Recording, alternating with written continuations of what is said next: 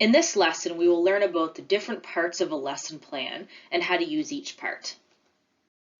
Before we talk about the different parts of a lesson plan, it's important to talk about what the purpose of a lesson plan is. It's often that students go through their entire BED creating lesson plans upon lesson plans and then have no idea what the real purpose of these pieces of paper are.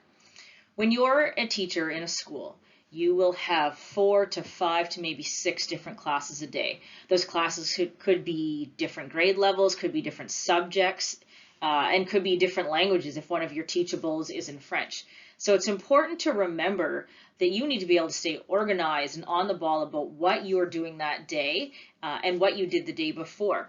So the lesson plan is a tool for you to keep on track what you're learning in, or what your students are learning in their classes, what you are teaching, how are you meeting the outcomes, and we're going to talk about outcomes later. And that organizational piece, when you're up in front of the classroom, a good teacher has their lesson plan in front of them, because it's very easy to get off on tangents and students have questions and someone knocks at the door and you forget what you're supposed to be doing and what timing is supposed to happen and what the next step is. So it's important when you're creating a lesson plan to think about it. This is my guide for teaching this class that day, and to make sure that you use it. So the biggest piece of advice that I will give you is when you're creating a lesson plan and you're writing these out, make sure that they include enough detail that myself or a substitute teacher could pick this up, read it, and easily understand and teach the lesson that you had planned. It's very common that people just do little notes and little blurbs here and there, which is fine when you're 10 years in, maybe on a side piece of paper, but these are your plans. These are things that you will keep from year to year when you teach these courses again. So detail is important. When you are in the classroom, and you'll see in practicum, you'll have maybe 2, 3, 4, 5, 6 periods a day. And perhaps those are in your social studies teachable and your other teachable. So you're all over the map on a daily basis. And trying to remember what you did in Social Studies 9 the day before is a lot harder than you think. So keeping your plans succinct, keeping them detailed, and this keeps you on track as a teacher. Now, if you look at this lesson plan, this is kind of page 1 of this long lesson plan template that we will use in this term. This is not a typical lesson plan that a teacher would use every single day. We've just designed this longer lesson plan template to get you thinking about all the aspects that you need to know and to think about when you're planning a lesson. So it starts off briefly with name. That's for us. Often you'll pass these in, or you'll pass them to your supervisors in practicum. We need to know who we're dealing with. Grade, all the information at the top is just for organizational purposes. So then we get into the meat of the lesson. So your learning module, topic, and description. What are you learning about? Let's say you're learning about the Holocaust, okay? We are learning about concentration camps within the Holocaust and the devastation that occurred. Moving on to the essential question and problem. What is your focus that day? Perhaps you want to talk about, we will look at Dachau and Dr. Death and experiments that he completed or whatever. You'll learn about me. I'm not very good at coming up with examples off the top of my head. But this is an overall kind of focus on what you'll be doing in this lesson plan. And it's just a couple quick notes. These don't need to be complete sentences. They need to be thorough, but this is not an English paper here. It's detailed, but it's succinct. Now think of your lesson in 4 parts. So this is stage 1, so part 1. Now, curriculum outcomes, these come from the curriculum documents that I've posted in Moodle. And these documents are your guide for teaching. So if you're teaching about the Holocaust, there'll be outcomes and ideas that you need to teach the students. So this is where you indicate in this curriculum outcomes. Now, SCO is specific curriculum outcomes. So for example, your general curriculum outcome may be teaching concentration camps. And your specific curriculum outcome might be teaching the atrocities that occurred in specific concentration camps. Again, not a great example, but you can see how the general, which we don't have here, is kind of the umbrella. And then the specifics, the SCOs, are kind of breaking them down step by step. Now, in some lessons, you may do one SEO and some you may do 3. It all depends. Each one takes different lengths to teach based on how complex they are. So that first box is where you'll write down your outcome.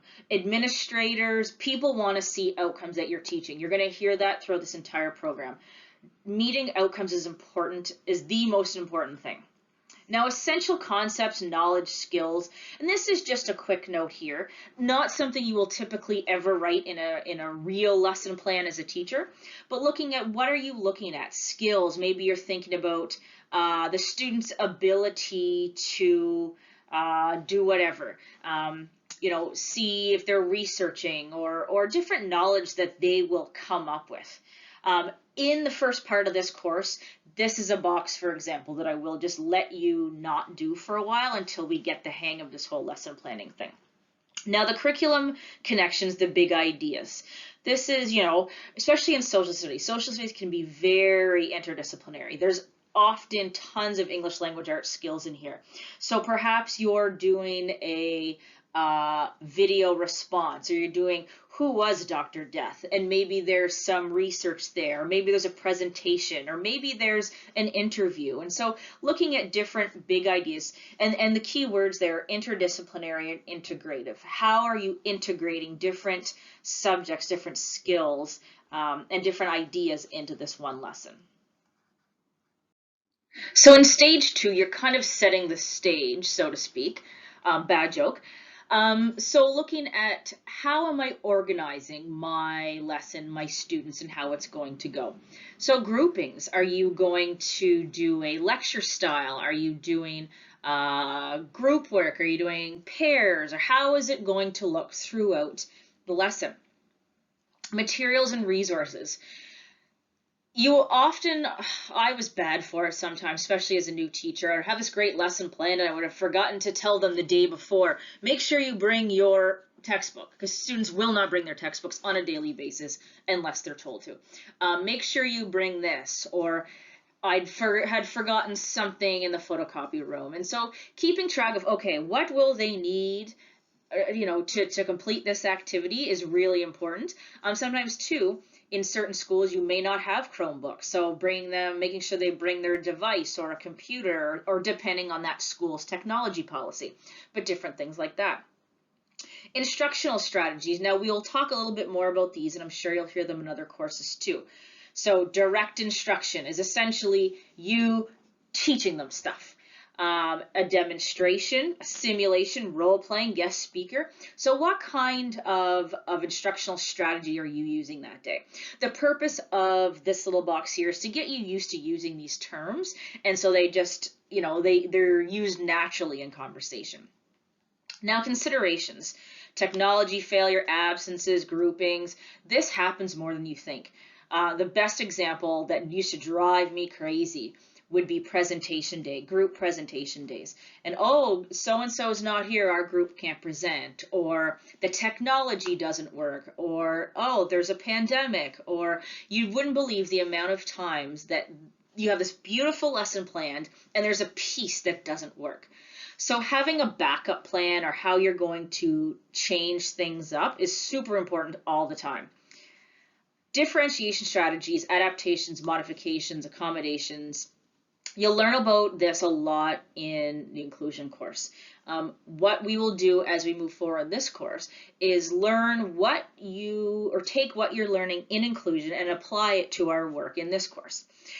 So this is students who have special learning accommodations. So they're on individual program plans. So they may be gifted students. They may be students with a learning exceptionality. So keeping these students in mind when you're planning a lesson is really important, because not all students can do all things the same way. And you can apply that logic to pretty much anything in life. So keeping in mind all of your different learners and how those students can meet these outcomes in different ways. So for example, perhaps we're doing an activity in groups. So as a teacher, I will make the groups to ensure that perhaps the student with living with ADHD or living with anxiety is with students that are very kind and very nurturing, and will encourage that student and make them feel part of it. So the grouping, me doing the groupings is the way that my strategy for differentiation, so that I can ensure that the students that are learning differently feel comfortable and will learn the same way. On a test, for example, some students may have a word bank with fill in the blanks and some others may not. So it's all these different ways of learning that different students will need. Now, formative assessment and summative assessment. We're going to go through these in more detail. Formative, look at it, form to inform, okay? These are strategies that you do that will inform you as a teacher.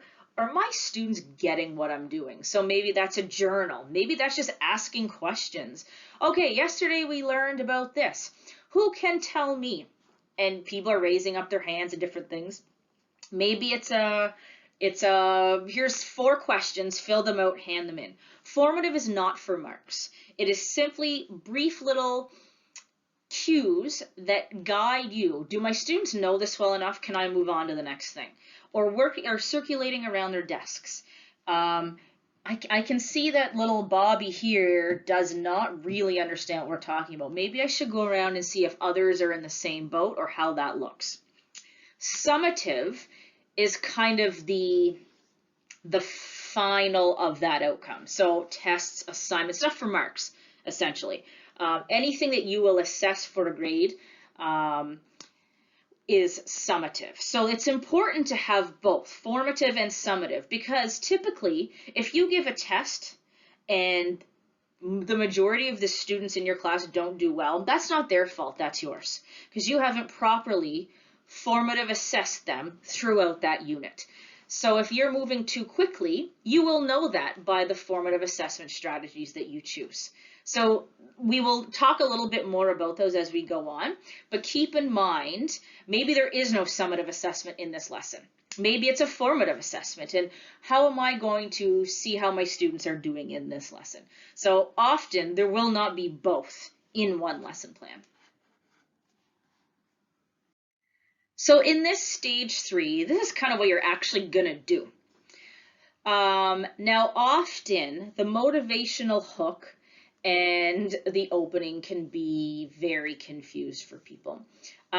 So for example, my motivational hook is sometimes, hey everybody, how are you today? How's your weekend? How is your game? How is your dance competition? Oh, I saw you in auto class. How is that going? And getting their attention to start that course.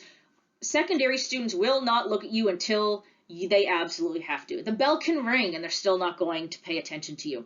So how are you grabbing their attention and becoming that class as a whole from a class changeover or whatever? And usually like that's a 1 or 2 minute conversation. Sometimes, well, most often in social studies, one of the big things that I would do for a motivational hook every single day in every single course would be that intro, how are you doing sort of thing. And then it'd be like, okay, what's going on in the news today? And for 2 weeks, it was basically crickets. But after that, students started paying attention to current events, watching the news. I'd bring up CNN, CBC, BBC, Al Jazeera, and looking at the different news outlets from around the world and getting different biases and conversations and what's happening and different things like that.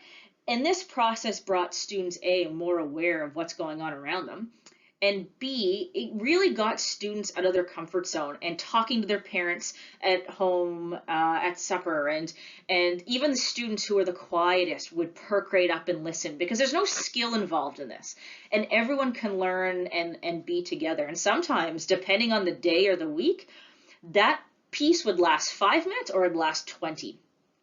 You got to judge that, but that's a good way to get social studies students focused on the subject matter in the class and with each other.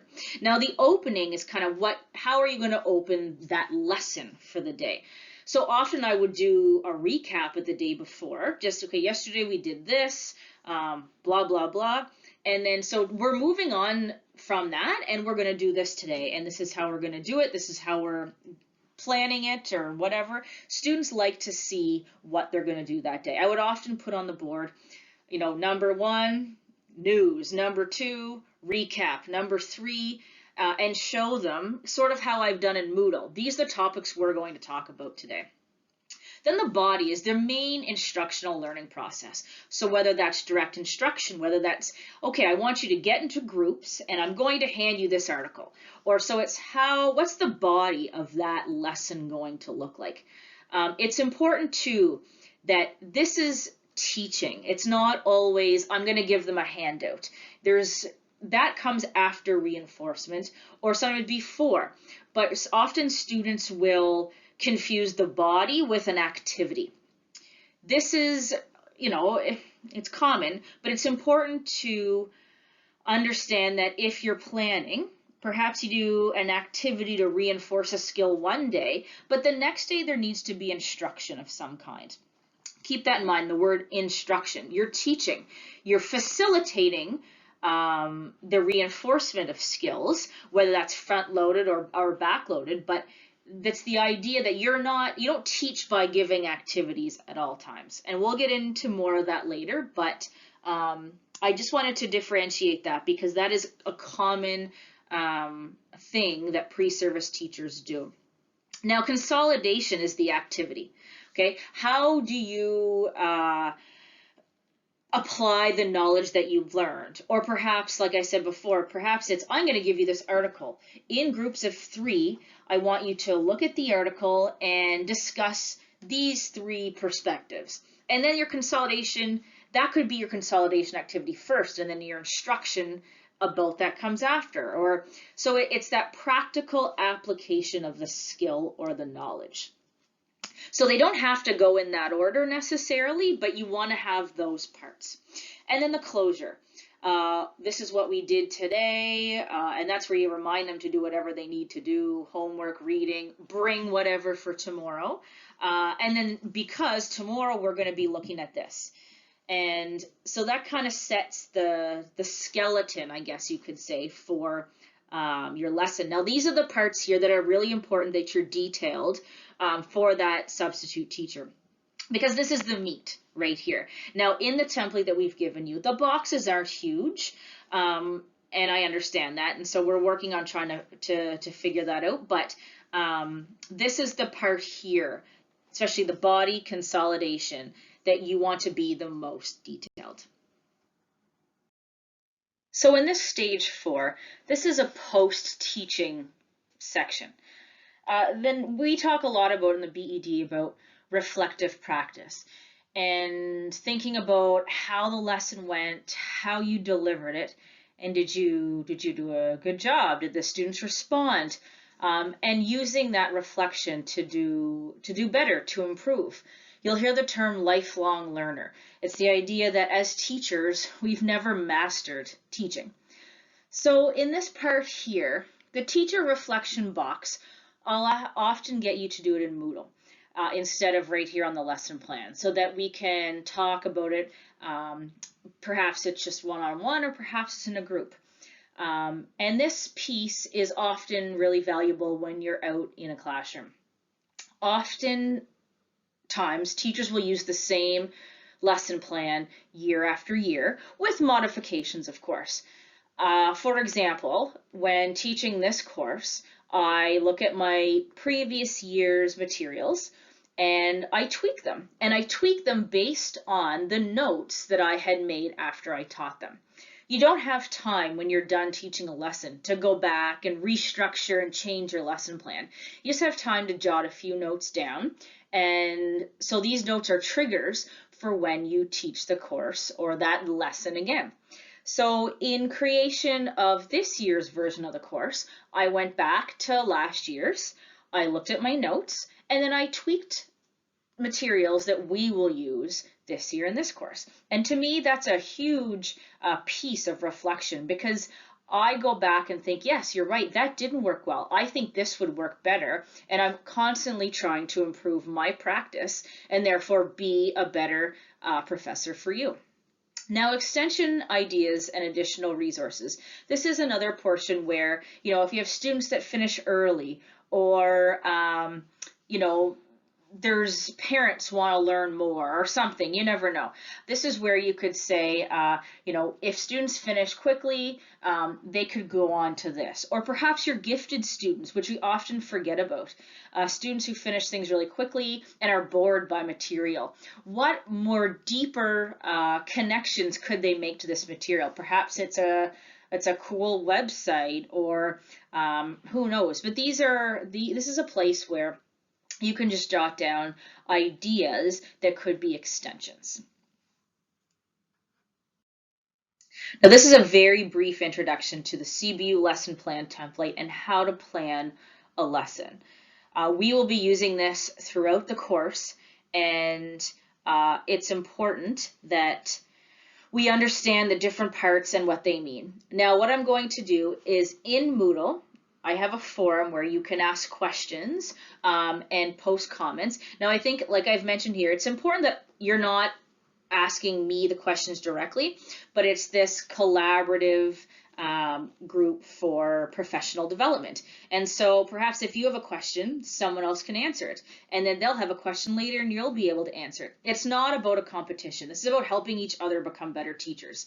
One of the things I like the most about this program is how cohorts of teachables, you become friends and you could become supports for each other when you're out in practicum and then when you're out teaching in the real world. So this is an area where there's no stupid questions, because we're not 18 years old anymore, and we work as a group, and you help each other out.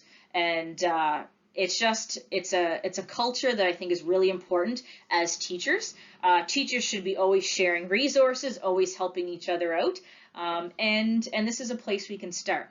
So as we move through the course, if there's questions or comments about different things, we'll have them in forums, and then we can learn as a group. So the forum is on Moodle, so if you have any questions or comments about this lesson plan template, feel free to put them in there and feel free to answer others' questions. And we will continue to work with this template as lessons go on throughout this course.